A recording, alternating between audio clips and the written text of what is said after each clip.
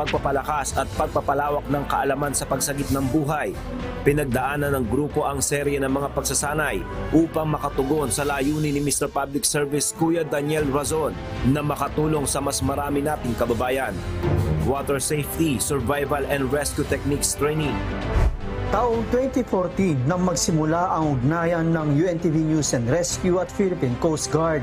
Dito ay tinuruan ng PCG ang miyembro ng UNTV Rescue kung papaano makakatulong sa pagsagip ng buhay sa isang taong nalulunod.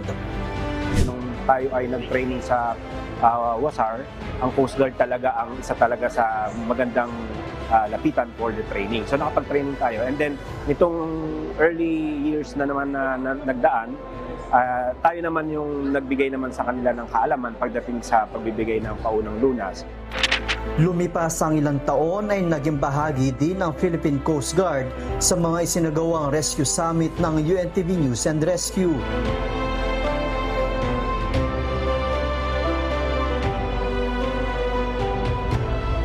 Katulad lang din nung kanina, nung procedure, dahil hindi ko po lang gusto.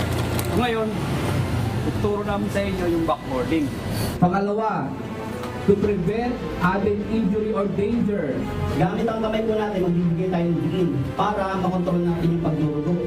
At ngayon taon naman ay ang pagbibigay natin na nakapagsagawa naman ang UNTV News and Rescue ng 3 araw na Basic First Aid and Basic Life Support Training sa ilang miyembro ng Maritime Security Law Enforcement Command o MARSLEC ng PCG. Siyempre, una, nagpapasalamat tayo sa Diyos na nabigyan tayo ng pagkakataon na makabahagi din sa mga kasama natin sa Philippine Coast Guard na makapagbahagi ng kaalaman pagdating sa first aid na magagamit nila, hindi lang naman sa lupa, kundi kahit sila ay nasa dagat, habang sila ay nagpapatrolya, habang sila ay nagumaganap ng kanilang mga tungkulin sa bayan, magagamit nila yun kung kakailanganin. UNTV News and Rescue. Tulong na bago balita. At sa 9th founding anniversary ng Philippine Coast Guard Maritime Security Law Enforcement Command, kabilang sa kinilala ang UNTV News and Rescue dahil sa mga naiambag nito sa pagtupad sa kanilang mandato.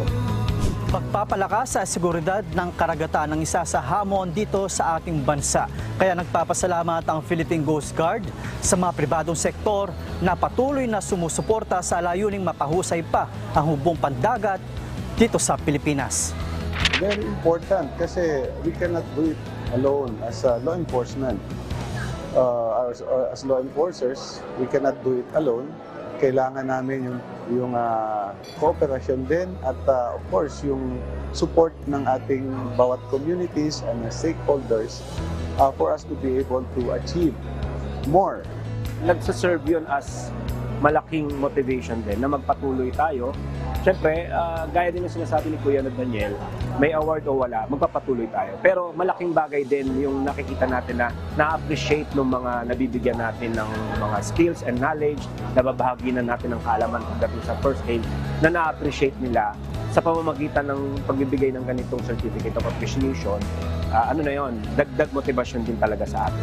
Ang himpilan ng UNTV ay bukas sa lahat ng organisasyon sa layuning mga pagbigay ng serbisyo, kagaya na lamang ang advokasiyang sinimulan ni Kuya Daniel Razon na walang hinihintay na kapalit, ang tulong muna bago balita. Joshua Antonio, UNTV News and Rescue.